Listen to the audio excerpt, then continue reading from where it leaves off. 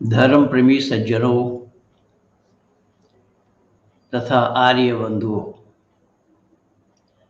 आज मैं आप लोगों से वादा किया था कि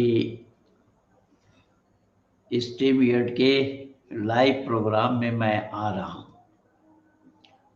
और अपने नियत समय से या नियत समय पे मैं आ गया हूं और आप लोग भी आहिस्ता आहिस्ता जुड़ रहे हैं। मैं आप सब लोगों का आभार व्यक्त करता हूं।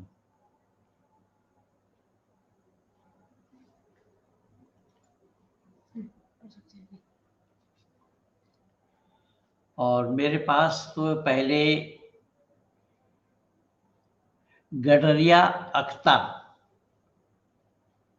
अब गडरिया अख्ता साहब ने ये सवाल किया है कि वेदों में, कुरान शरीफ में, बाइबल में, गुरु ग्रंथ साहब में लिखा है कबीर इज भगवान।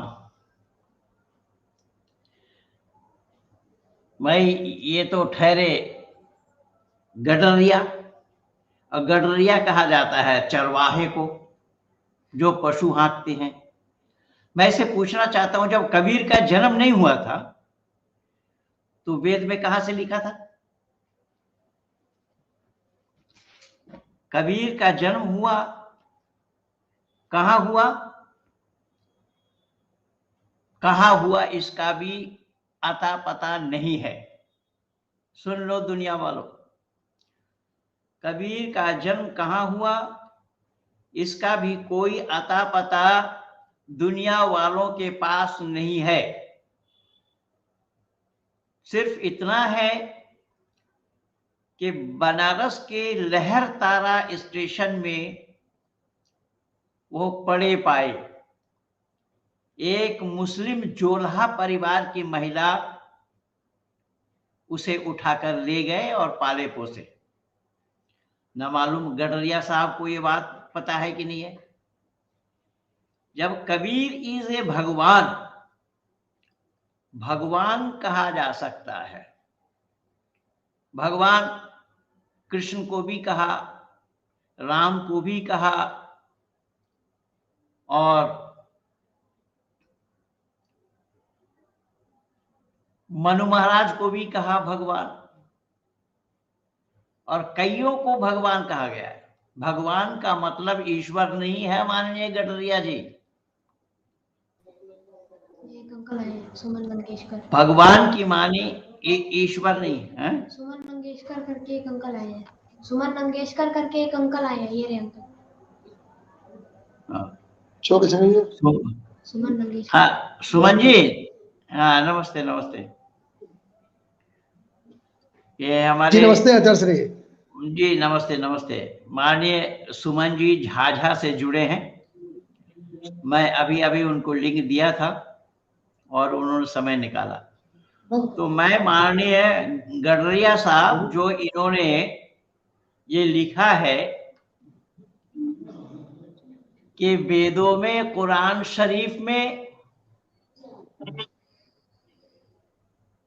और बाइबल आदि ग्रंथों में, गुरु ग्रंथ में और जगह लिखा है कबीर इज ए भगवान। भगवान की मानी होता है ऐश्वर्यवान, ऐश्वर्यशाली, ऐश्वर्य युक्त। भगवान के मानी ईश्वर नहीं होता। कबीर के मानने वाले को कबीरा कहा जाता है, और कबीरा के मानी छोटा गुनाह, पाप। माननीय कर्नल साहब को नमस्ते। सर नमस्ते, माफ करना थोड़ा लेट हो गया, वो हमारा कुछ कनेक्टिविटी प्रॉब्लम था। जी जी, आनंद हुआ आपसे जुड़ गए। जी जी जी। तो कबीर को आप भगवान कहिए, हमें आपत्ति नहीं है, लेकिन ईश्वर कहने पर आपत्ति है।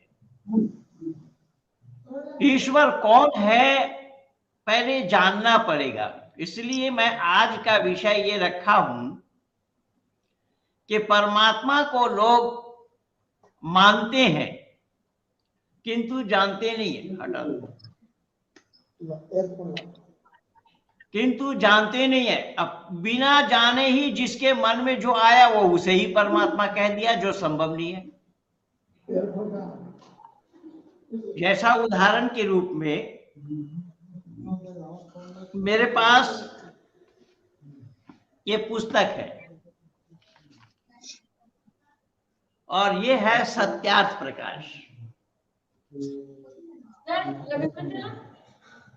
अगर इस पुस्तक को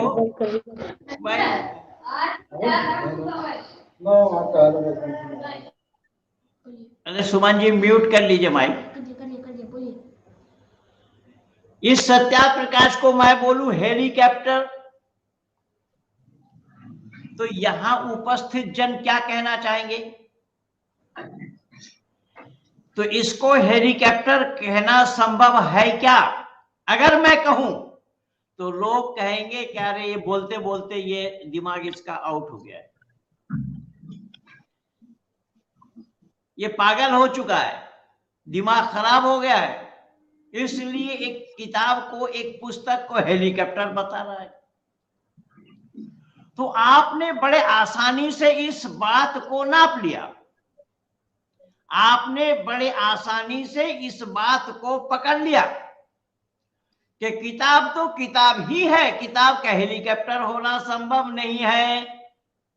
ठीक इसी तरीके से मूर्ति भी मूर्ति है, मूर्ति का परमात्मा होना संभव नहीं। ये क्यों नहीं लागू करते अपने लिए? और वेद का तो यही कहना है, वेद में यही सारा उपदेश बताया है। और जिस वेद में व्यक्ति विशेष के नाम की गुंजाइश नहीं है, क्योंकि वेद इतिहास नहीं है। और ये मूर्खतापूर्ण बात कह दी कि कबीर को भगवान कह दिया वेद में।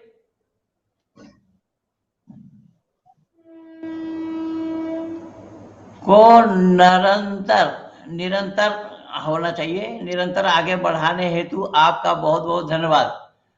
धन्यवाद तो आपका है बाबू राधेश्याम जी, धन्यवाद तो आपका है कि ऋषिवर देव दयानंद की शिक्षा ये नहीं है, ये शिक्षा वेद की है। ऋषि दयानंद ने हमें और आपको उजागर कर दिया। और राधेश्याम जी मैं ये भी बताऊं कि ऋषि दयानंद ने उजागर जो किया है विषपान पान करके उजागर किया। लोगों ने उनको विष देने में जरा सा भी संकोच नहीं किया। क्यों? कि सच्चाई ना रहे बांस ना बजे बांसुरी। और ये लोगों की मान्यता रही। कैसी लोगों की मान्यता? ऐसी लोगों की मान्यता, कबीर जैसे लोगों की मान्यता, या हमारे भारतवर्ष के अंदर में जिनको लोग महापुरुष कह रहे हैं, उन महापुरुषों की ये मान्यता रही कि ना रहे बांस और ना बजे बांसुरी। अब ये अंदाजा लगाइए कि सच को छुपाया जाना संभव है क्या? नहीं, संभव ही नहीं है, सवाल ही पैदा नहीं होता। क्योंकि वेद मुकद्दस में भी परमात्मा का उपदेश है, सत्य में विजयते ननितम सत्येन पंथा बीततु देवयाना, कि सत्य से ही विद्वानों का रास्ता प्रशस्त होता है। सत्य को कोई दबा कर रख नहीं सकता, और सत्य को दबाया जाना संभव नहीं है। तो ऋषिवर देव दयानंद, जो माननीय राधेश्याम जी ने लिखा है कि ऋषिवर देव दयानंद की शिक्षा को निरंतर आप बढ़ा रहे हैं, तो ऋषि दयानंद ने इसी शिक्षा, इसीलिए तो ऋषि ने खोला इस बात को कि अलग कोई मत या पंथ चलाने का लेश मात्र अभिप्राय मुझ में नहीं है। मैं वेद का प्रतिपादन करना चाहता हूं, उन सिद्धांतों का प्रतिपादन करना चाहता हूं जो ब्रह्मा से लेकर के जैमिनी पर्यंत तक, जो ब्रह्मा से लेकर के जैमिनी पर्यंत तक ऋषि मुनियों के जो उद्गार हैं, उसी का ही विस्तार करना मैं अभी समझता हूं। इसलिए ये ऋषि दयानंद के अपने मंतव्य नहीं थे। ऋषि दयानंद ने अपना मंतव्य रखा ही नहीं। ऋषि ने कहा कि अगर मेरा कोई अलग मंतव्य रखना होता या अलग कोई मत या पंथ चलाना होता तो इतने चले हुए मत हैं, मैं किसी एक मत का अनुयायी अवश्य होता। लेकिन न, ऋषि ने ऐसा नहीं किया और करने के लिए हमें भी मना किया है। तो हम ऋषि दयानंद के अनुयायी हैं, ऋषि दयानंद के शहदाई हैं, ऋषि दयानंद के किए हुए उपकार को हम लोग मानते हैं। और ऋषि दयानंद के किए गए उपकार क्या है कि ऋषि ने वेद से ही निकाल करके दिया कि हमारा नाम आर्य है। अहम भूमि आददाम आर्य, ये भूमि मैंने आर्यों को दी। आर्य कौन है? तो ब्राह्मण ग्रंथों में बताया है, आर्य नाम ईश्वर पुत्र।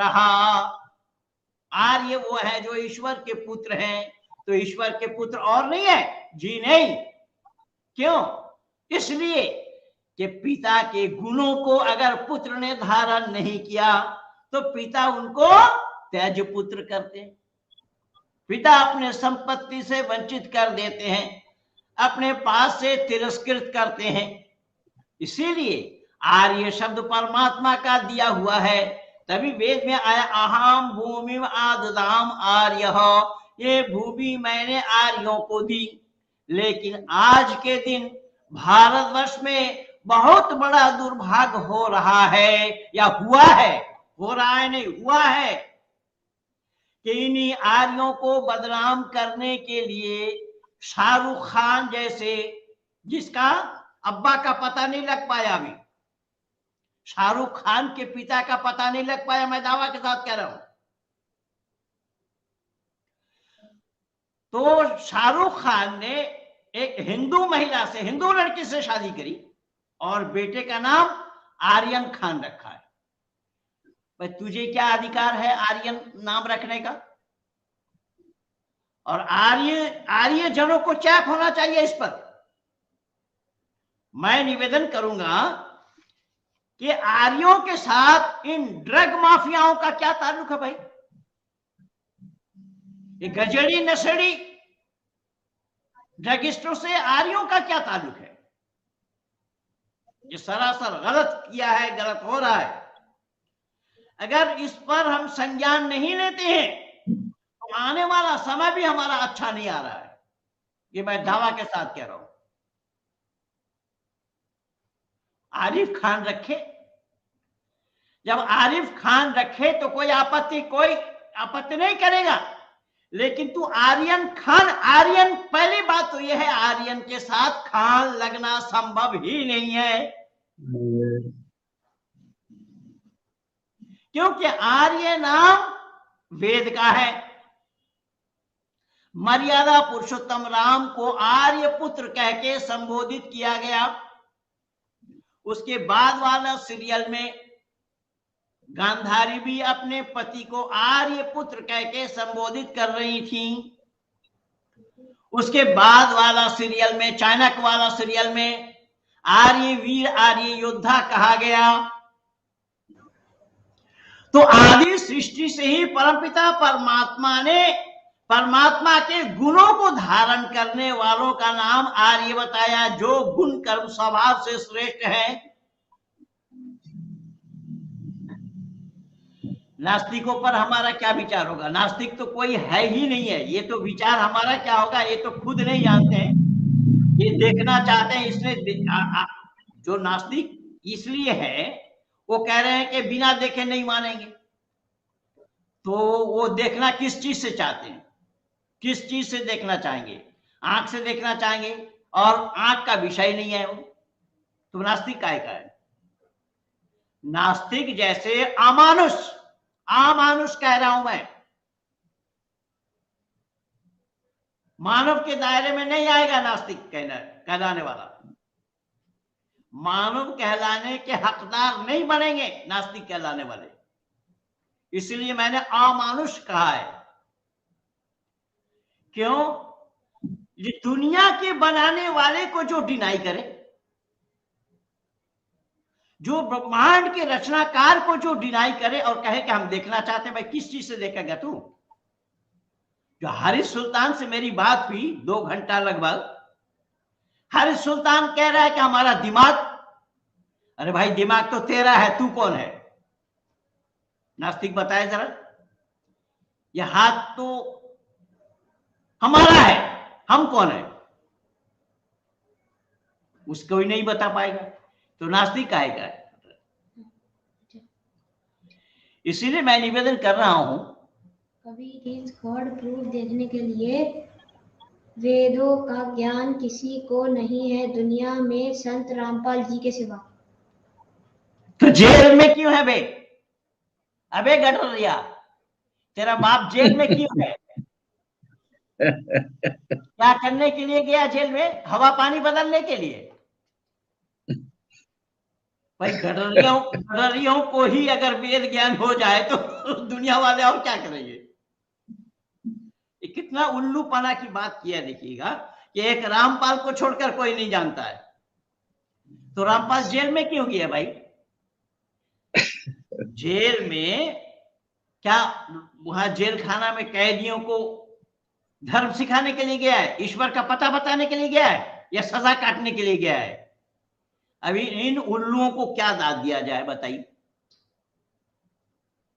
इसलिए तो मैं बोला ये मानव कहलाने के हकदार नहीं है।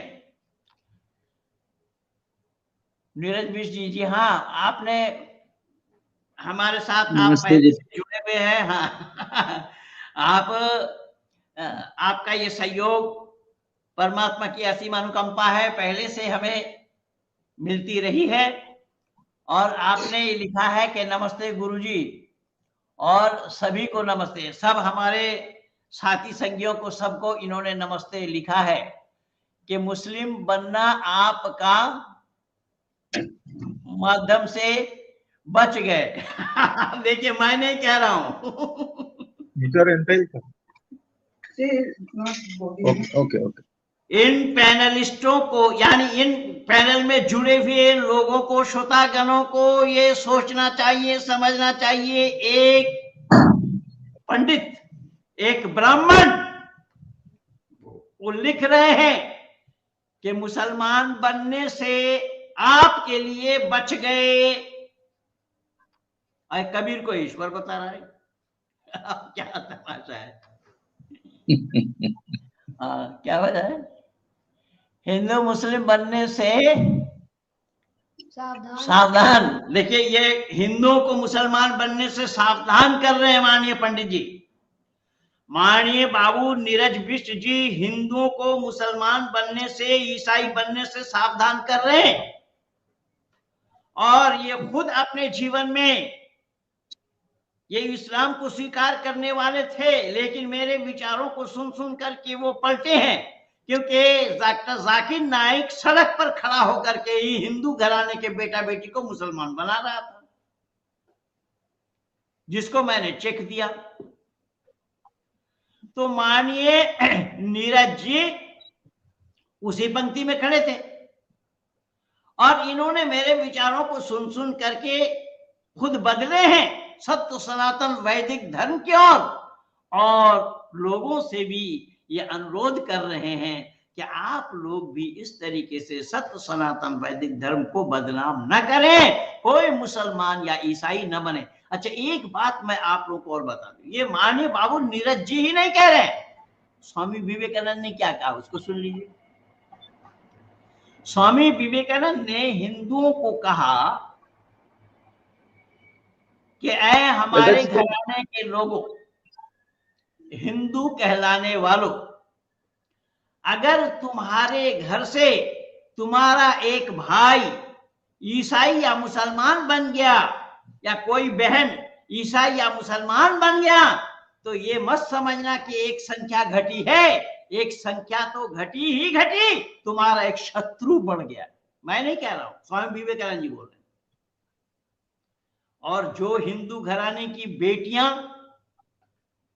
मुसलमान बनती है, ईसाई बनती हैं, उनके कोख से जितने भी संतान जन्म लेंगे वो सभी संतान, वो सारे संतान राष्ट्रद्रोही बनेंगे, जैसा कि शाहरुख खान ने बना रखा है। वो हिंदू लड़की से शादी क्या है, माँ बाप को चुल्लू भर पानी में डूब मरना चाहिए जिन माँ बाप ने इनको बेटी दिया है। लेकिन हिंदू तो है ही बेशरम। वो लोग इनको गडरिया को बोल रहे हैं, आपके लोग गडरिया को बोल रहे हैं। हाँ, मानिए कर्नल साहब कुछ कहना चाह रहे हैं जी। हाँ, जैसे नीरज जी कह रहे थे कि वो वहां जाने से बच गए, लेकिन हम भी तो आपके साथ 2 साल आपके वार्तालाप सुन के आपके साथ जुड़ गए। हमें पता चला वेद क्या है और कुरान क्या है, दोनों का तर्जमा, दोनों का अभ्यास आपने जो 30-30 साल किया हुआ है, वो निचोड़ में आपके पहले मैं व्याख्यान, या आप समझिएगा आपका जो विचार मैंने 2 साल पहले कोविड में सुना था, उसके बाद लगातार मैं पिछले 24 महीने से आपको सुनते आया हूँ, और पता चला हम भी तो गलत रास्ते पे ही जा रहे थे, हमको भी नहीं पता था ये वेद क्या है, सनातन क्या है। तो मैं आपका बहुत ही मतलब धन्यवाद, मतलब शब्द ही नहीं मेरे पास। अभी उर्वरित जिंदगी पता नहीं, बहुत बहुत ही मतलब आनंदी भी रहते हैं। और आपसे वेद का मकसद भी, अभी परसों मेरा बहुत बड़ा यहाँ फंक्शन हुआ, उधर मैंने आपका ये विचार लोगों को दिया, लोग पागल हो गए, मेरे साथ जुड़ गए, मतलब सैकड़ों लोग जुड़ गए। तो पुनः आपको प्रणाम पंडित जी। जी जी जी, नमस्ते। अपने माननीय सुमन जी आर्य जी झाझा से जुड़े हैं। ये माननीय सुमन जी नमस्ते। सुमन जी आपको नमस्ते। सुमन जी नमस्ते। नमस्ते श्रीमान जी। ये सुमन जी भी मेरे साथ कई वर्षों से जुड़े हुए हैं, और इनकी हार्दिक इच्छा यही है कि ज्यादा से ज्यादा मैं लोगों के बीच में जाऊं और ज्यादा से ज्यादा इस वैदिक सिद्धांत का प्रचार करूं। सुमन जी इसी में लगे रहते हैं। तो आज इसी आर्यन के लिए भी उन्होंने सवाल उठाया। यद्यपि व्हाट्सएप में इसका विरोध हुआ है, और सबसे पहले विरोध आचार्य आर्य नरेश हिमाचल प्रदेश ने किया है जी। अब वो हमारे पेज में, जो महेंद्र पाल आर्य के नाम से पेज है, वो उसी पेज में उन्होंने विरोध जताया है। जी जी जी। और आज मैं न्यूज चैनल में देख रहा था, न्यूज चैनल में आज केवल और केवल यही आर्यन खान जो कोई चैनल खोले आप, सब आर्यन खान। हाँ जी जी, हमने भी 8-10 चैनल पे देखे तो आर्यन खान। हाँ, तभी तो आपने मेरे से कहा। तो मैं ये निवेदन कर रहा हूं कि शाहरुख खान को चाहिए अभी भी अपना बेटा का नाम बदल दे, आरिफ रख ले। आर्यन खान होना संभव नहीं है, आर्य के साथ खान का जुड़ना संभव नहीं है। ये हिंदुओं की मूर्खता है। वो गुरमीत राम रहीम सिंह, उसने बोला गुरमीत राम रहीम, उसका नाम गुरमीत सिंह है, और राम रहीम सिंह। अरे राम के साथ तो सिंह लगना संभव है, पर रहीम के साथ सिंह लगना संभव नहीं है। इन मूर्खानंदों को पता ही नहीं। और यही हो रहा है कि ये हिंदू ईश्वर का ध्यान किस प्रकार करना चाहिए, कृपया ये बताएं। मैं ईश्वर को पहले जानना पड़ेगा, जानने से पहले ध्यान कैसे लगाएंगे आप? ईश्वर को जाने बिना ईश्वर का ध्यान आप कैसे लगाएंगे? इसीलिए तो आज का विषय है ईश्वर की जानकारी देना है, कि लोग ईश्वर को मानते हैं पर जानते नहीं। अब बिना जाने मानना कैसे संभव होगा भाई? किसी भी चीज को देखिए, हमारे साथ ये 2 लोग जुड़े हुए हैं, हमारे साथी हैं। माननीय कर्नल साहब हर सप्ताह अपना समय निकालते हैं, माननीय सुमन जी आज जुड़े हैं। तो इन दोनों को मैं जान रहा हूं, तभी तो नाम लिया जाना संभव हो रहा है। सही बात। जी जी जी। अगर मैं नहीं जानता होता तो नाम लिया जाना संभव नहीं था। सवाल ही नहीं है। इसलिए आज का विषय मैं जानबूझ करके रखा हूं कि धरती पर विचरण करने वाले, मानव कहलाने वाले ईश्वर को मानते हैं किंतु जानने का प्रयास नहीं किया। और खास तौर से हिंदू घराने के लोग तो जिसके मन में जो आया वो उसी को ही ईश्वर मान लिया। इससे बहुत बड़ा नुकसान हुआ है। रिलेटेड क्वेश्चन है। ब्रह्मा विष्णु महेश के माता पिता का नाम ओम और अष्टमी है। विष्णु, ब्रह्मा विष्णु महेश तो परमात्मा का ही नाम है। परमात्मा का माता पिता कहां से आ जाएंगे? आप जिसे ब्रह्मा विष्णु महेश मानते हैं वो ब्रह्मा विष्णु महेश कौन है मैं नहीं जानता, लेकिन ब्रह्मा नाम परमात्मा का है, विष्णु नाम भी परमात्मा का है और महेश नाम भी परमात्मा का है। जब जिस कार्य को परमात्मा करते हैं तब उस नाम से परमात्मा को पुकारा जाता है। जब सृष्टि की रचना करते हैं तो ब्रह्मा के नाम से पुकारा जाता है और जब विचरण करते हैं तब विष्णु कहलाते हैं। इसी तरीके से वेद में आया एकम सद विप्रा बहुधा वदंती, परमात्मा एक है। जैनी लोग उसको बहुत से नामों से पुकारते हैं, लेकिन इन कमबख्तों ने क्या किया? इन कमबख्तों ने ये किया, ब्रह्मा जबकि निराकार है, परमात्मा का साकार होना संभव नहीं, परमात्मा का आकार होना संभव नहीं, उसका आकार बना करके धर दिया। विष्णु का भी आकार बना करके धर दिया, महेश का भी आकार बना करके धर दिया। और ये आकार बनाते बनाते आदमी के, इंसान के मुंडी में हाथी का मुंडी भी लगा दिया। इनकी अकलमंदी का क्या दाद दिया जाए? मैं बोला ना कि ये बिना पेंदी का लोटा है। ये हिंदू जिसके मन में जो आएगा वो उसे कहते रहेंगे। जी जी, हमारे यहाँ हरेंद्र जी भगवान बन गए अभी। अच्छा अच्छा, देखिए ये माननीय प्रश्न है आपके लिए। हाँ, माननीय पंडित जी ने लिखा है कि पंडित जी आर्य समाज में कैसे जुड़े। मैं पंडित जी आपसे विनती करूंगा कि आर्य समाज में जुड़ने से पहले आर्य समाज को जानिए। आर्य समाज को जाने बिना आर्य समाज में जुड़ना संभव नहीं होगा। इसलिए हर बात को यहाँ पर जानकारी लेकर के करना होगा।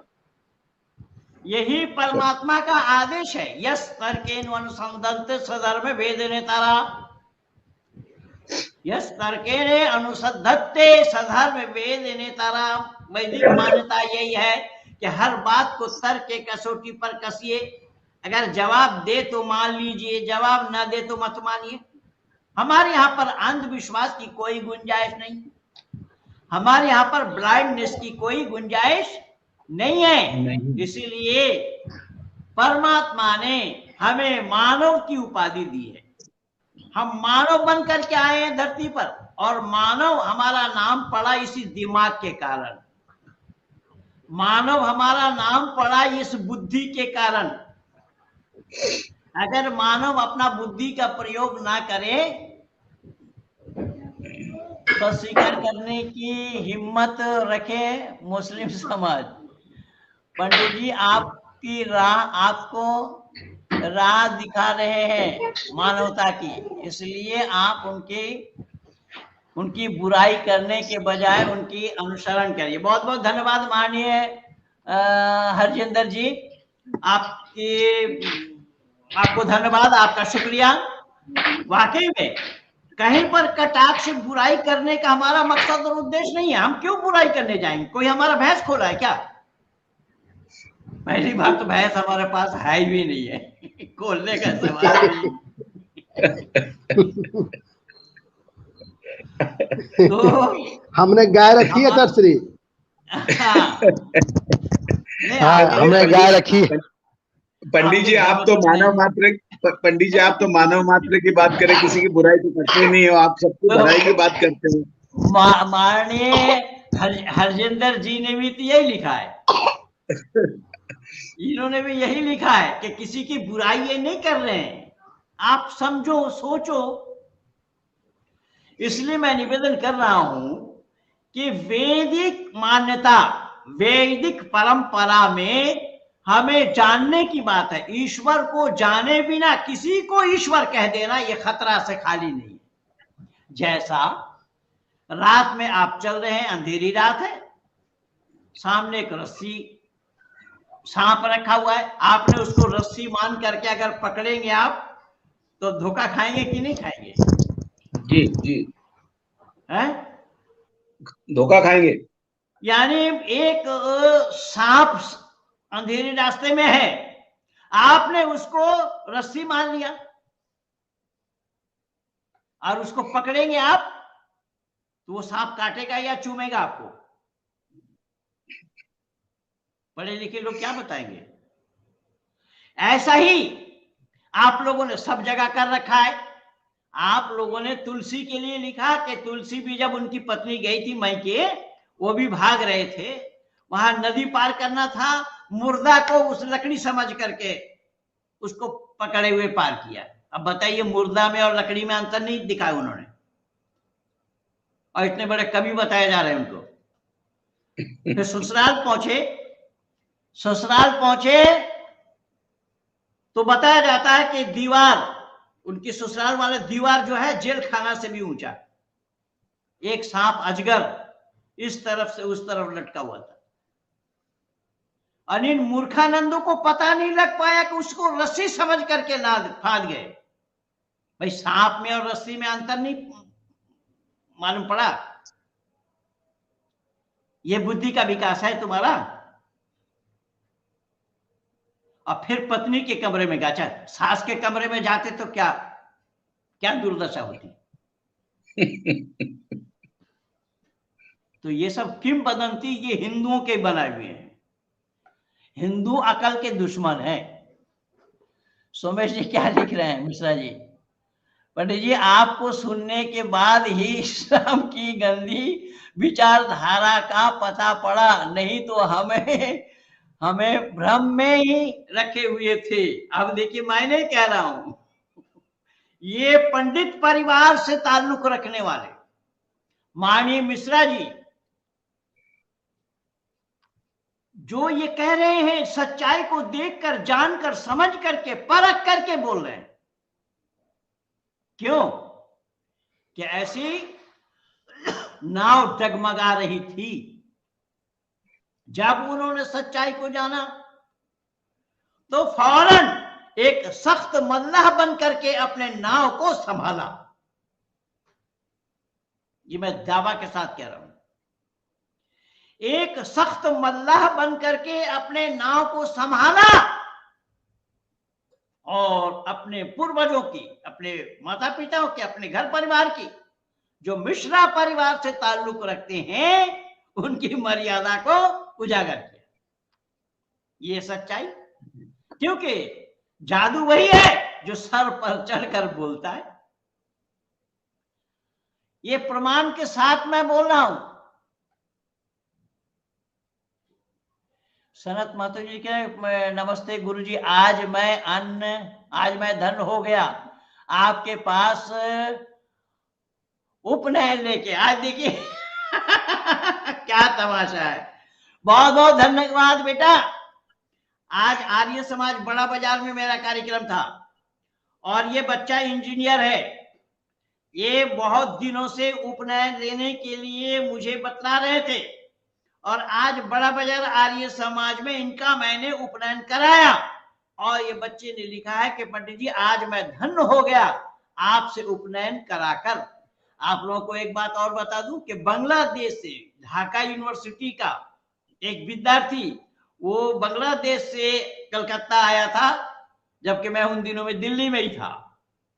लेकिन मैं आया किसी काम से कलकत्ता, तो उसने बोला गुरुजी आप कलकत्ता आ रहे हैं तो मैं भी चाहता हूं कि आपसे उपनयन करो। तो बंगाल आर्य प्रतिनिधि सभा में उसका भी उपनयन कराया। विक्टर दास नाम है उसका। तो खैर इस तरीके से काम हो रहा है। हमने देखे वो आपके फोटो देखे पंडित जी, फोटो जी देखे जी जी उपनयन जी। के, हाँ, बड़ा तो इन अच्छा बच्चों लगा ने ही हमें। भेजा था। आपको छोड़ के मैं कभी भी जाने वाला नहीं। इस्कॉन देखिए आज क्या बात है, क्या बात है, क्या भाई, तो मैं भूल गया था। देखिए आज मैं आर्य समाज में इनका परिचय कराया और ये बच्चा इस्कॉन वालों के साथ जुड़ा हुआ था।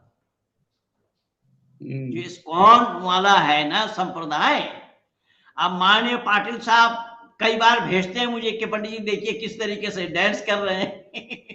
वो ढोलक बजा रहे मेक्सिको में, उधर मॉस्को में ढोलक और टोपी डाल के बस नाचे जा रहे, बाकी कुछ नहीं, उनको मालूम ही नहीं आता पता ना नाल बजा रहे।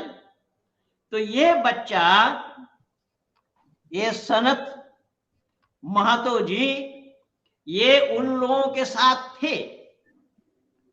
गीता पढ़ाने के लिए इनको दिया, गीता पढ़ाते रहे, लेकिन उन्हीं के दी हुई गीता में इनको सवाल सूझ गया और जब उन्होंने सवाल उठाया तो वो जवाब नहीं दे पाए।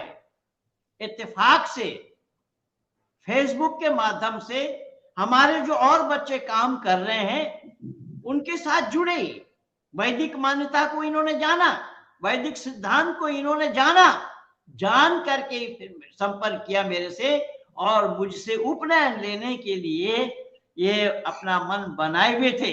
आज इनका उपनयन संस्कार कलकत्ता बड़ा बाजार आर्य समाज में मैंने अपने हाथों से किया। मैं बच्चे के दीर्घायु के लिए और सत्यमवेशी बनने के लिए परमात्मा से विनती कर रहा हूं, क्या परमपिता परमात्मा ऐसे होनहार बच्चों को आप ज्यादा से ज्यादा उनके हौसला बुलंद करें, ज्यादा से ज्यादा उनको सत्य के साथ जुड़ने का आप उन्हें सौभाग्य प्राप्त कराएं, जिससे कि वो अपना जीवन को सफल से सफलतम की ओर ले जाएं और मानव समाज के सामने उजागर करें। इनके मन में यह आया, जो गीता ये पढ़ा रहे थे, राजस्थान में पितर आदि के चमत्कार चलते हैं, पितर होते हैं या नहीं, ये हमारे मनीष आर्य जी लिख रहे हैं, ये राजस्थान से हैं। पितर होते हैं या नहीं ये तो जो लोग मनाते हैं वही लोग जाने, लेकिन पितर होते हैं या नहीं हम दिमाग से विचार करेंगे तो पता लग जाएगा। ये पितर तो उनको कहते हैं ना कि जब माँ बाप मर जाए तो उनके नाम से कुछ करना, और गया जी में जाकर के, कारण वो गया जी में जाके देखिए वहां मच्छरों की भरमार है, बहुत बार जाना हुआ मेरा, और 3 दिन में बिना मच्छरदानी के आप सो नहीं पाएंगे, और मच्छरदानी के अंदर में भी 3 दिन में मेरे शरीर में पूरा चेचक जैसा बड़ा बड़ा दाना बन गया। तो ये जो अकल पर ताला डाला जा रहा है, वेद इसे ही मना किया। वेद ने कहा कि नहीं, परमात्मा ने तुम्हें मानव बनाया है और मानव तुम्हारा नाम पड़ा विवेक बुद्धि के कारण, पर विवेक बुद्धि से तुम्हें काम लेना है। अगर विवेक बुद्धि का इस्तेमाल तुमने नहीं किया तो तुम मानव कहलाने के हकदार नहीं हो। मैं नहीं कह रहा हूं, यही वैदिक मान्यता है। धर्मेण हीना पशु भी समाना, जो धर्म से हीन होता है, धर्म को छोड़ देता है, धर्म से अलग हो जाता है, वो पशु के समान है। और नास्तिक धर्म को नहीं मानते, परमात्मा को नहीं मानते, जबकि धर्म जो बताया गया है कि वेद अखिल धर्म मूलम, वेद अखिल विश्व के धर्म का मूल है, पर इन लोगों ने जानने का प्रयास नहीं किया।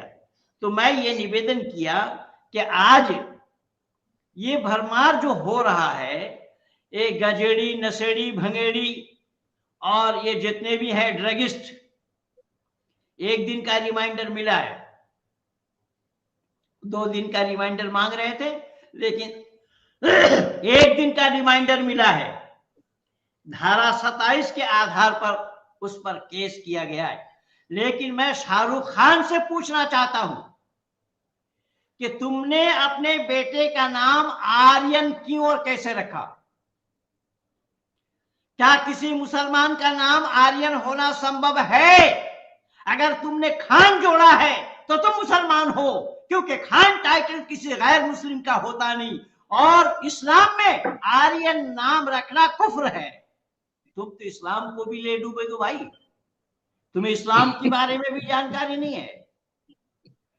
यानी काफिराना नाम रखना इस्लाम में हराम है, और ये नाम तुम्हारा काफिराना है। और आर्य लोगों को भी चेक हो जाना चाहिए कि तुम हमारे नामों को बदनाम क्यों कर रहे हो। जबकि मैं बोल रहा आर्य नाम ईश्वर पुत्र है, जो ईश्वर के गुण कर्म स्वभाव को जो अपने जीवन में उतारे उन्हें आर्य कहा जाता है। और परमात्मा ने ये धरती दिया है उन्हीं आर्यों के लिए। और इस्लाम में काफिराना नाम हराम है, हराम। पर हराम और हलाल शाहरुख खान क्या जानेगा? काम तो हराम का कर रहा है, वो खा रहा है हराम का। फिल्म बनाना इस्लाम में हराम है, फिल्म बनाना इस्लाम में हराम है। और उसने अपने लड़के का नाम भी हराम किया है, हराम रखा है।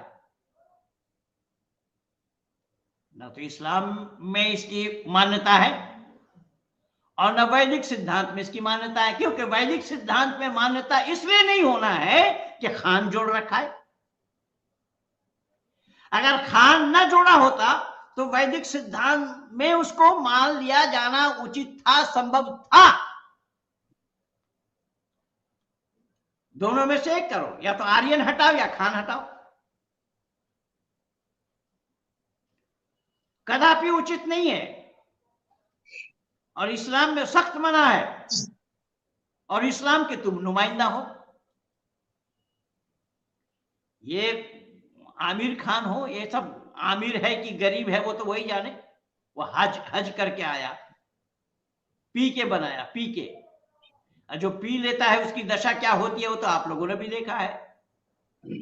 अपने अपने सामने इंपॉर्टेंट जगह में रेडियो धर रखा है। तो ये तो है सच्चाई।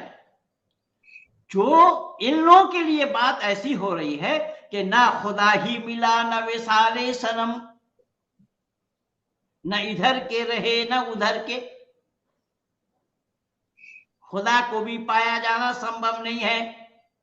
क्यों? कि फिल्म वालों के लिए खुदा का मिलना संभव नहीं है। अल्लाह ने हराम करार दिया है फिल्म बनाना। फिर तुम खान काय के हो?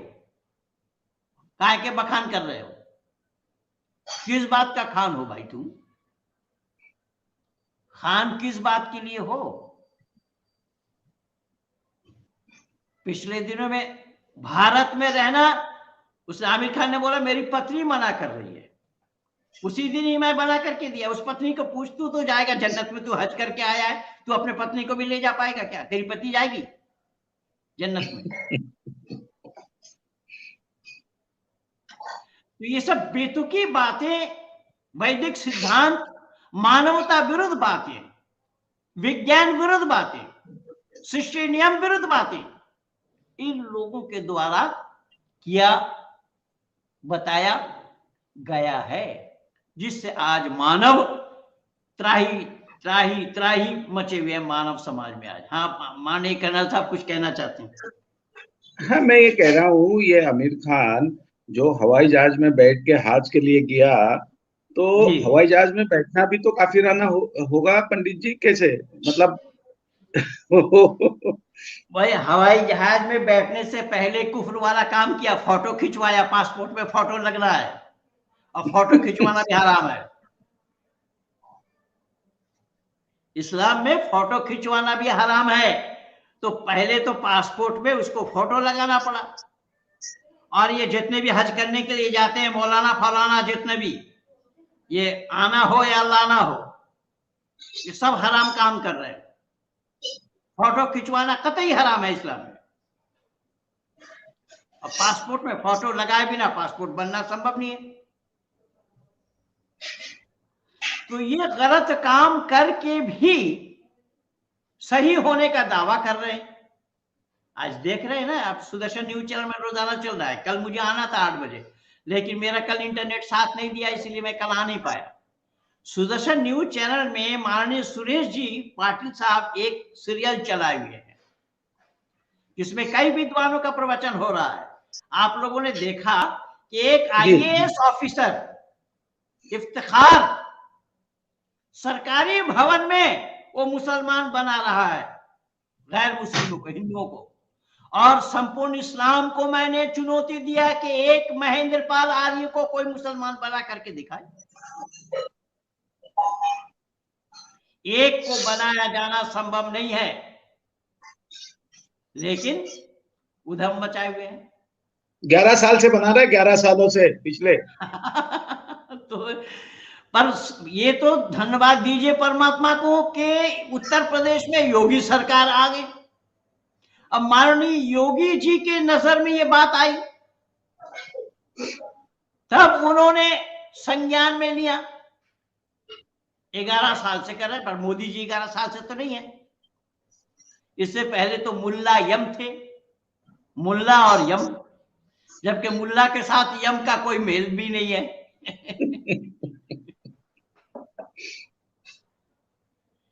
वो आगरा में जी, आगरा में वो मुगल म्यूजियम बना रहे थे जी, 100 करोड़ खर्चा करके इनका सुपुत्र, तो उसमें इन्होंने विरोध करके उसको छत्रपति शिवाजी म्यूजियम बना दिया। बिकॉज आगरा के साथ शिवाजी छत्रपति का तो बहुत बड़ा कनेक्शन है। उनके संभाजी राजे जो 7 साल के थे, वो भी उनके साथ वो जेल से छुटकारा कैसे पाए, वो तो इतिहास है। मैं ज्यादा नहीं बोलना चाहता। जी जी जी तो जी, बिल्कुल सही कह रहे हैं आप, बिल्कुल सही कह रहे हैं। वो तो हमारा इतिहास है। और इसी बात को या इन्हीं बातों को अगर समझने का प्रयास किसी ने किया है तो माननीय योगी आदित्यनाथ जी ने किया है। तो इस सच्चाई को उजागर करने में वो लगे हुए हैं। और मैं रजत शर्मा जी के साथ एक चैनल में उनको देख रहा था, और रजत शर्मा जी उनको कह रहे हैं कि योगी जी के लिए ये बताया जाता है कि योगी जी दुष्टों का नाश करने वाले ये माना जाता है। योगी जी ने समर्थन किया कि मैं प्रयास कर रहा हूं कि किस तरीके से दुष्टों का दमन हो, क्योंकि हमारी मान्यता यही है, परित्राणाय साधूनाम विनाशाचा दुष्कृताम। साधु महात्माओं का जय, दुष्कृतकारियों का नाश। इसलिए मैंने निवेदन किया कि हम मानव कहलाने के लिए किसी को भी परमात्मा कहना यह मानवता विरुद्ध है। परमात्मा कहने के लिए परमात्मा कौन है उसको जानना पड़ेगा। उसको बिना जाने या उसे बिना जाने परमात्मा कह दे किसी को तो यह संभव नहीं है। जैसा मैं उदाहरण दिया ना कि किताब को मैं हेलीकॉप्टर नहीं बोल सकता, किताब किताब है। वैदिक मान्यता यह है कि जो वस्तु जैसा है उसको ठीक ठीक वैसा ही कहना, जानना, मानना, ये मानवता है। इसलिए आप कहेंगे कि भाई जब परमात्मा सर्वव्यापक है, जब परमात्मा सर्वव्यापक है तो परमात्मा मूर्ति में भी है। जी हाँ, बिल्कुल ठीक कहा आपने, इसे हम कोई मना नहीं करेगा। वेद भी कह रहा है इस बात को, मूर्ति में परमात्मा है। लेकिन यह बात याद रखना कि मूर्ति परमात्मा नहीं है। मूर्ति में है लेकिन मूर्ति नहीं है परमात्मा। और आप लोग मूर्ति को ही परमात्मा मान रहे हैं। अगर उसमें है, जैसा ये देखिए, जेब में कलम है, दो चीज होती है, ये कलम और जेब। मैंने निकाल लिया तो जेब में है क्या? निकाल लेने से जेब अलग कलम अलग, तो ठीक इसी तरीके से यही प्रमाण है कि मूर्ति में परमात्मा है, इसमें कोई संदेह नहीं। ईशावासम इदम सर्वम यत्किंच जगत्यां जगत, परमात्मा हर जगह वास करने वाला। लेकिन एक आश्चर्य की बात इसमें और है कि ऋषि दयानंद यह बतला रहे हैं, ऐ दुनिया के लोगों, तुम तो मानव ठहरे, तुम अकलमंद ठहरे, विवेक बुद्धि परमात्मा ने तुम्हें ही दिया है। और परमात्मा जो विराट है, ब्रह्मांड का मालिक है, उस ब्रह्मांड के मालिक को अगर तुमने एक मूर्ति के अंदर में ही मान लिया तो सही होगा या गलत होगा? तो परमात्मा सर्वव्यापक होने के नाते मूर्ति के अंदर में है, लेकिन ये सच्चाई इस आधार पर आप नहीं कर सकते कि एक विराट को, यानी देखिएगा, सूक्ष्म को स्थूल में डाला जाना संभव है, सूक्ष्म को स्थूल में डाला जाना संभव है, लेकिन स्थूल सूक्ष्म में डाला जाना संभव नहीं है। इसीलिए परमात्मा सूक्ष्म से भी सूक्ष्म है। तो सूक्ष्म से भी सूक्ष्म होने के कारण परमात्मा सब जगह है, पर स्थूल परमात्मा नहीं है। तो मूर्ति स्थूल है या सूक्ष्म है भाई? स्थूल। अब देखिए, मेरे कान में ये बच्चों ने लगा दिया कि पिताजी इसको इसमें रखिए, इसको सुनिएगा। अब इसमें तार है, ये तार है जिसको मैं पकड़ा हूं, लेकिन इसमें बिजली है या नहीं बंधु, जरा जल्दी बतलाना। इसमें करंट है या नहीं? कौन मना कर सकता है कि इसमें करंट नहीं है? हर कोई जानता है कि इसमें करंट है, लेकिन उस करंट को हम देख नहीं पा रहे हैं, देखा जाना संभव नहीं। क्यों? कि वो करंट आंख का विषय नहीं है। तो इतनी छोटी सी बात जो नास्तिक बतला रहे हैं अपने को, परमात्मा को देखने की बात कर रहे हैं, तो जब एक छोटी सी बात करंट को ही नहीं देख पा रहा है वो, तो फिर परमात्मा को कहां से देखेगा, जबकि वो आंख का विषय ही नहीं है। इसलिए मान लेना कि सूक्ष्म में स्थूल का जाना संभव नहीं होगा, लेकिन सूक्ष्म स्थूल में जाना संभव होगा। ये तार सूक्ष्म है और करंट है, ये तार स्थूल है और करंट सूक्ष्म है। और करंट के सूक्ष्म होने से इस तार में वायर में जाना संभव हुआ। ठीक यही प्रमाण है कि परमात्मा सूक्ष्म से भी सूक्ष्म होने के कारण वो आंख का विषय नहीं है, वो आंख से देखा जाना संभव नहीं है, उसकी अनुभूति होती है। अरे और बहुत सारी चीजें, भूख को देखा है किसी ने? हम भूख को कैसे मान लेते हैं? जब भूख लगती है तो हमें एहसास होता है। एहसास होना, भूख का एहसास होना, ये भूख का गुण है, लेकिन भूख की शक्ल सूरत क्या है बताओ कोई? नहीं बता। कौन नास्तिक है मतलब? जो अपने को नास्तिक कह रहा है बता देना जरा।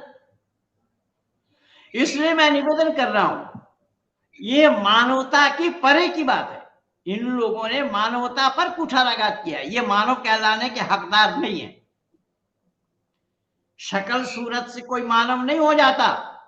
हाथ पांव आंख कान नाक और धड़ रखने का नाम मानव नहीं है। मानव नाम विवेक और बुद्धि रखने वाले का ही नाम मानव है। अगर उसके पास विवेक नहीं है, अगर उसके पास बुद्धि नहीं है और बुद्धि से वो तस्लीम नहीं कर पा रहा है और वो ये कह रहा है कि हमारी बुद्धि है, अबे तेरी बुद्धि है, तू कौन है? वो नहीं जान रहा है। इसलिए मैंने निवेदन किया, देखिएगा यहां बहुत सारी मिसालें हैं, एक दो नहीं, भरा पड़ा है। तभी तो परमात्मा का उपदेश आया, पश्य काव्य, ये मुझे मत देख, मेरी रचना को देख। इस ब्रह्मांड में परमात्मा की रचना को देख करके परमात्मा का आभास हो जाना, ये मानवता है। और जिन लोगों ने परमात्मा को मानने का प्रयास नहीं किया, जानने का प्रयास नहीं किया, केवल माना है, परमात्मा है। भाई परमात्मा है अगर आपने जाना तभी तो मानना संभव होगा, पर आप तो केवल मान रहे हैं कि हाँ परमात्मा है। जब परमात्मा है तो उसको माना, आपने मान लिया परमात्मा है, लेकिन जाना क्या, कौन सा है परमात्मा, किसको परमात्मा कहा गया, वो परमात्मा के लायक है या नहीं है। अभी ये दुर्गा पूजा का मौसम चल रहा है, पिछले दिन आपके महाराष्ट्र में गणेश पूजा का मौसम चला। और हाँ, वो गणेश को न मालूम इतना बप्पा मोरिया और जप्पा मोरिया करते हुए उसको नदी में डुबोया। तो नदी में डूबे, उसके प्राण को निकाला कि प्राण समेट डाला। भाई दुर्गा के साथ भी यही करेंगे। अब तो सुनने में आया है कि बंगाल में एक दुर्गा की प्रतिमा बनाई जा रही है एक महिला के नाम से, उस महिला को रखा जा रहा है दुर्गा के नाम से। अच्छा, एक महिला, इसी दुनियादारी महिला मां दुर्गा का होना संभव है? जरा दिमाग लगाइए ना। पागलपन, पागलपन। और अगर है भी तो दुर्गा को तो जो विसर्जन देते हैं आप, उस महिला का विसर्जन देना संभव होगा? न मालूम कहां है दिमाग लोगों का। यानी पागलपन इससे बढ़कर के और कुछ भी नहीं है, मानवता पर कुठाराघात है। और एक वो कह रहे हैं, जो नेता है, वो कह रहे हैं कि ये मां दुर्गा है जबकि मां दुर्गा क्या है उसको जानने का प्रयास नहीं किया। 2 हाथ ब्राह्मणों का, 2 हाथ क्षत्रियों का, 2 हाथ वैश्यों का, 2 हाथ शूद्रों का, 2 हाथ महिलाओं का, ये 10 हो जाएगा। इसलिए बंकिम चंद्र चट्टोपाध्याय ने लिखा है, मां दुर्गा तुम्हें 10 हाथ धारिणी। दुर्गा के 10 हाथ हैं, लेकिन गैर बंगालियों में 8 हाथ वाली दुर्गा बनाते हैं। दुर्गा का हाथ 8 नहीं होता, 10 होता है। और 10 वही है जो मैं बोला, ब्राह्मण, क्षत्रिय, वैश्य और शूद्र और महिला। तभी मां दुर्गा बतला रही है कि इस तरीके से तुम संगठित हो जाओ तो तुम्हारा आसन सिंह पर लगेगा। और सिंह पर बैठने की बजाय ये बिल्ली पर भी बैठना संभव नहीं हो रहा है। अब वो दुर्गा प्रतिमा में प्राण प्रतिष्ठा की, लेकिन उस सिंह में भी प्राण प्रतिष्ठा हुआ क्या? मैं पूछना चाहता हूं इन पंडितों को, जो अपने को पंडित कहते हैं, प्राण प्रतिष्ठा करते कराते हैं, क्या उस सिंह में प्राण प्रतिष्ठा किया जाना संभव है? अगर सिंह में तुमने प्राण प्रतिष्ठा किया तो नानी याद आ जाएगी, वो खा जाएगा, इनको ही खा जाएगा। तो ये दिमाग में ताला डालने के बजाय और क्या है? दिमाग में ताला डालने के सिवा और क्या है? ये मानवता विरोधी है। और इन्हीं बातों को वेद में मना किया है। वेद में मना किया है। वेद में ये बताया कि तुम मानव हो। मानव, और मानव कौन है? कि वो ईश्वर के संतान है। तो ईश्वर के संतान होने के कारण पिता के गुणों को अगर अपने जीवन में नहीं उतारा, पिता के गुणों को अगर धारण नहीं किया, तो वो संतान कहलाने के हकदार नहीं होंगे।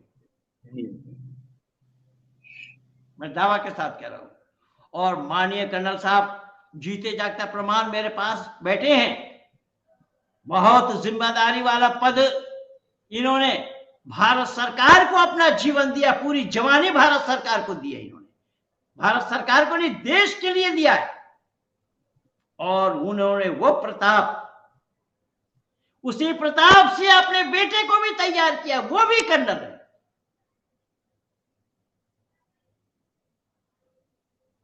मैं इनका कायल इसी बात पर हूं कि ये व्यक्ति बात बनाते नहीं है, काम करते हैं। काम करने वालों की ही मर्यादा होती है।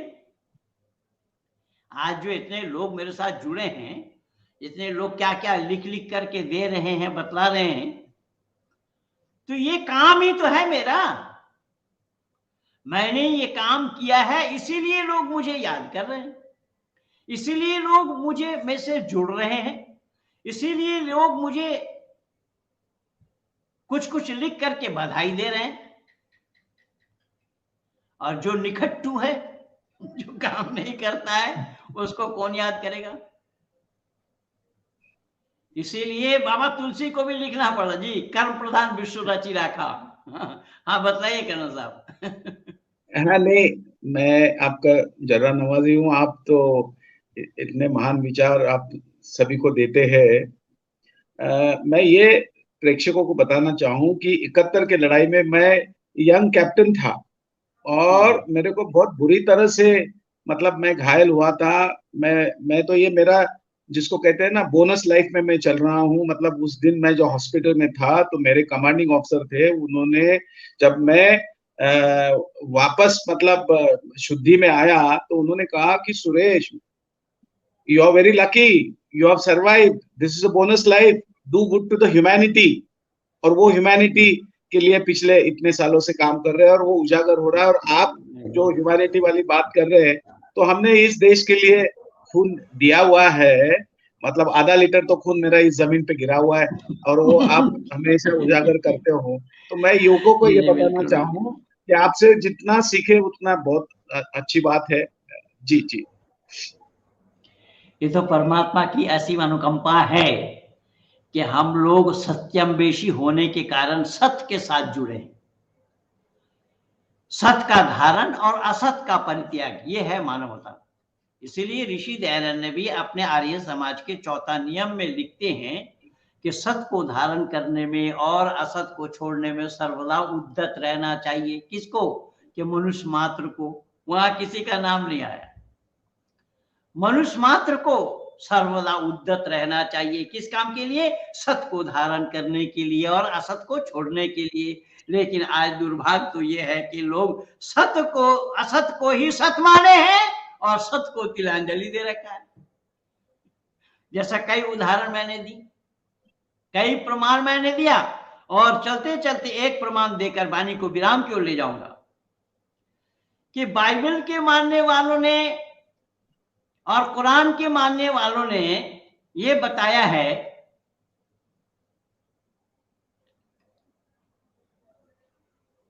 बाइबल की सृष्टि उत्पत्ति विषय में लिखा है कि यहोवा ने दिन बनाया। अब दिन का बनाने के लिए क्या क्या परिपाटी है, क्या क्या चीजें लगनी है, क्या रॉ मटेरियल है, उसका कोई अता पता नहीं। और वहां सूरज को बनाया चौथा दिन में बताया जाता है। तो दिन का पता कैसे लगेगा? दिन का पता लगाया जाना कैसे संभव होगा? ये अंधकार को अलग किया, प्रकाश से अंधकार को अलग किया। अब आकाश ना हो तो प्रकाश का होना संभव नहीं है। आकाश ना हो तो प्रकाश का होना संभव नहीं। इसीलिए मैं छोटा सा उदाहरण दे रहा हूं। काश्री दिशो, इस धातु से आकाश शब्द का सिद्ध होता है। आकाश की सिद्धि कहां से हो रही है? काश्री दिशो, इस धातु से आकाश शब्द का सिद्ध होता है। यह सर्वत्र सर्व जगत प्रकाशित स आकाशः। सब जगत, ये नहीं कि एक जगह। जैसा चांद को टुकड़ा किया बताया है, तो चांद को टुकड़ा किया केवल अरब वालों को दिखा, दुनिया वालों को नहीं दिखा। अरब की दुनिया केवल अरब है, अल्लाह की दुनिया केवल अरब है, बाइबल की दुनिया भी केवल जेरूसलम है, ये उससे बाहर नहीं जानते। अब यहां बताया गया है कि सर्वत्र सर्वं जगत प्रकाशयति स आकाशः। सब जगत को जो प्रकाशित करे उसका नाम आकाश है। आकाश बनाया नहीं, प्रकाश को ले आए। और अगर आकाश बनाया तो कुरान वालों की मान्यता है कि 1 2 3 4 5 6 7 बनाए। आकाश का साथ होना कैसे संभव होगा, जबकि आकाश के माने खाली जगह है, शून्य स्थान है, उसको साथ बनाया। तो यहां आकाश का अर्थ ऋषि दयानंद ने ये लिखा है कि सर्वत्र सर्वं जगत आकाशयति स आकाशः, यानी प्रकाशयति स आकाशः, जो सब जगत को प्रकाशित करे उसी का ही नाम आकाश है। तो इस आकाश के बिना दुनिया का बनाया जाना क्यों और कैसे संभव होगा? और इस आकाश को 1 2 3 4 5 6 7 या बिल्डिंग है, 7 फ्लोर का बिल्डिंग बना दिया अल्लाह ने। तो इस तरीके की बेतुकी बातों की गुंजाइश संपूर्ण मजहबी ग्रंथों में है। जी आप बताइए। पंडित जी, आपकी वाणी को विराम देने से पहले मैं कहना चाहता था कि आप तो मानव मात्रा की सभी की भलाई चाहते हो, आप विशिष्ट लोगों की नहीं, सभी की भलाई चाहते हो, लेकिन आपके वक्तव्य में मैं हमेशा सुनता हूँ आप तो पशु पक्षी पौधे फूल सबकी आप कहते हो कि ये इसके लिए भी हमने काम करना चाहिए। उसके ऊपर थोड़ा सा उजागर कर दीजिएगा फिर आप। हाँ, तो यहाँ ऋषि दयानंद की मान्यता है कि संसार का उपकार करना इस समाज का, अर्थात आर्य समाज का, संसार का उपकार करना आर्य समाज का मुख्य उद्देश्य है। तो संसार में ये सब पशु पक्षी जीव जंतु लता वृक्ष कीट पतंग आदि आदि आदि आदि जितने जो कुछ भी हैं, चर अचर, सब इसी ब्रह्मांड में ही है, और उसी का ही उपकार करना ऋषि का मंतव्य है। और ऋषि कह रहे हैं कि ये मंतव्य मेरे व्यक्तिगत नहीं है, यही उपदेश परमात्मा के ही है। आत्म सर्वभूतेषु, समस्त आत्माओं को अपनी आत्मा के समान जानना। अब ये बातें अगर और कहीं होती या हुई होती तो समस्त आत्माओं को अपने आत्मा के समान ये जानने वाले होते तो फिर पशुओं के गले में छुरी चलाना संभव नहीं था, चाहे कोई बलि दे या कुर्बानी करे। यहाँ तो खून की नदियां बहती है उस दिन, तो पूरे दुनिया में गरीब पशु काटे जाते। तो वे पशुओं को, निर्दोष पशुओं को तो काटा जाता है। अरे अफगानिस्तान में तो मानव को ही काटा जा रहा है। क्या है? अफगानिस्तान में तो मानव ही मानव को काट रहा है, और भी इस्लाम वाले। और ये बात आज की नहीं है। अभी मैं प्रमोद कृष्णन का एक वीडियो देख रहा था, किसी मुसलमान मजलिस में जाकर के वो कह रहा है हजरत हुसैन के बारे में कि हुसैन के आदर्श को मानना है। अरे हुसैन के अगर आदर्श को मानते तो उनको कत्ल क्यों किया? कौन किया? आरएसएस वालों ने किया, विश्व हिंदू परिषद वालों ने किया, बजरंग दल ने किया, शिवसेना ने किया, आर्य समाज ने किया। कौन किया भाई? हजरत अली को कत्ल किसने की? अबू जहल का कत्ल किसने किया? 1 2 प्रमाण, ऐसे हजारों प्रमाण है जिनके हाथ मानव के खून से रंगे हुए हैं, और फिर भी वो कह रहे हैं कि तो शांति का धर्म है। इस प्रमोद कृष्णन का जवाब मेरा पहले दिया हुआ है। ये ऐसा ही प्रमोद कृष्णन है, एक तो अभी मर गया मौलाना साहब अग्निवेश, और प्रमोद कृष्णन है एक स्वामी लक्ष्मी शंकरानंद है, और अभी ये शिवराज सिंह का बेटा कार्तिकेय भी यही कर रहा है। मैं पिछले दिन वीडियो बना करके दिया था आप लोगों को। तो ये जो वैदिक संस्कृति पर कुठाराघात हो रहा है, इन लोगों को मौका हमारे लोगों के द्वारा ही मिल रहा है, लेकिन हिंदू इन्हें ही नहीं संभाल पा रहे। हिंदू अपने लोगों को ही नहीं संभाल पा रहे। इनको अगर सही जवाब दिया जाए, इनको पकड़ करके इनके कान में 4 थप्पड़ लगाई जाए और सच बताया जाए कि इसको सच सिद्ध कर, क्या तू बोल रहा है, वो सच कहाँ है, उसको सिद्ध कर, तभी बात बनती। लेकिन उसको कहने वाला कोई नहीं। एक महेंद्र पाल आर्य को छोड़ करके इस काम को कोई कौन कर रहा है? हमारे आर्य समाजी भी डफली वाले हैं, डफली बजा रहे हैं। ये तो संपत्ति की तरफ टकटकी लगा कर बैठे हुए हैं, संपत्ति की रक्षा करने के लिए। वहां स्वामी विवेकानंद, ये रामकृष्ण मिशन भी संपत्ति की रक्षा के लिए उन्होंने पिछले दिन बोला हम हिंदू ही नहीं है, ये सब संपत्ति की रक्षा के लिए काम कर रहे हैं। तो वैदिक संस्कृति पर जो कुठाराघात हो रहा है उस पर काम कौन करेगा? बाहर से लोग आएंगे उसकी रक्षा के लिए। वैदिक संस्कृति की रक्षा के लिए अंगड़ाई लेना पड़ेगा। लेकिन दुर्भाग्य तो ये है कि हमारे यहाँ पर जिन्होंने सत्य का प्रतिपादन किया उनका नाम लोग लेना पसंद नहीं करते, और जिन्होंने सत्य को जाना नहीं, सत्य से कोसों दूर है, उन्हें ही सिरमौर बना करके रखा है। सारा काम इस तरीके से उल्टा हुआ है, उल्टा कर रहे हैं। तो मैं बार बार आप लोगों से हाथ जोड़ करके यही विनती करूंगा कि हम मानव होने के नाते सत्य का ग्रहण, असत्य का परित्याग, ये मानवता है। मानव होने के नाते प्राणी मात्र का कल्याण करना, यह मानवता है। समस्त आत्माओं को अपनी आत्मा के समान जानना, ये मानवता है। पूरी वसुधा को अपना कुटुंब मानना, अपना रिश्तेदार मानना, ये मानवता है।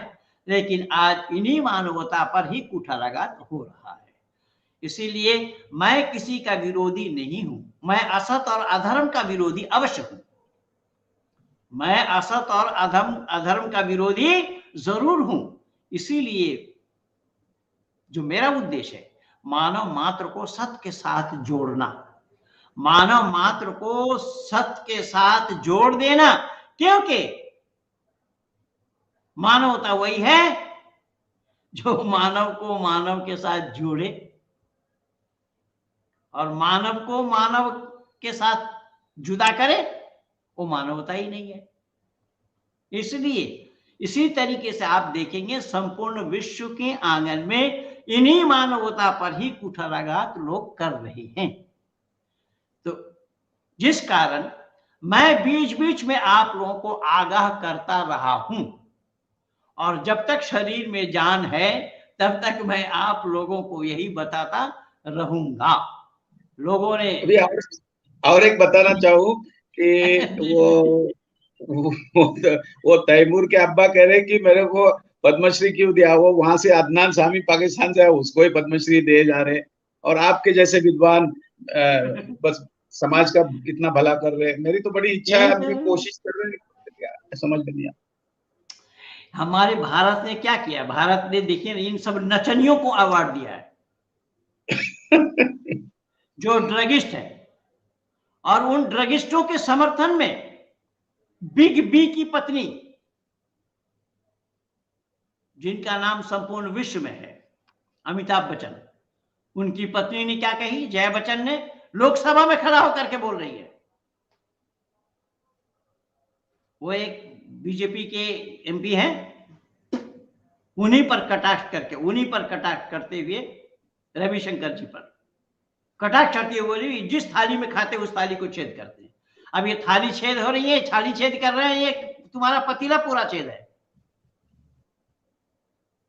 जो आज ड्रग माफिया का जो आज ये खेप पकड़ा गया है, किनके पास कितना कितना क्या क्या सामान मिला है, वो इन्हीं फिल्म तारिका, फिल्म स्टारों के साथ हुआ है, फिल्म कलाकारों के साथ हुआ है कि किसी और के साथ हुआ है।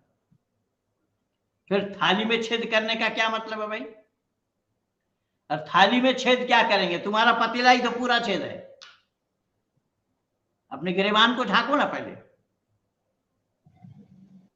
इसलिए बहुत परेशानी है कर्नल साहब। मैं हैरान हो जाता हूं कई बार कि सरकार अवार्ड उन्हीं को दे रही है, और वो लोग सरकार को कह रहे, कई बार कईयों ने तो अवार्ड वापस किया। वो खुद ही बोल रहे हैं मेरे को क्यों दे रहे हो, वो खुद ही बोल रहे हैं कि मेरे को क्यों दे रहे हो। वो तैमूर का अब्बा सैफ खान मेरे मेरे को कुछ दे रहे हो, वो तो कहा ही कहा उन्होंने, लेकिन कईयों ने वापस दिया, कईयों ने वापस किया, लेकिन उसमें मैंने एक तर्क दिया कि वापस वही दोगे तुम जो तुम्हें मिला है, जो सामान मिला, रुपया पैसा मिला, वही वापस करोगे। लेकिन उस दिन भरी सभा में जो सम्मान मिला, तुम्हारा 14 खानदान मिल करके उस सम्मान को वापस नहीं कर सकता। उस दिन भरी सभा में जो सम्मानित किया गया, उस सम्मान को तुम वापस नहीं कर सकते हो, 14 खानदान मिलकर।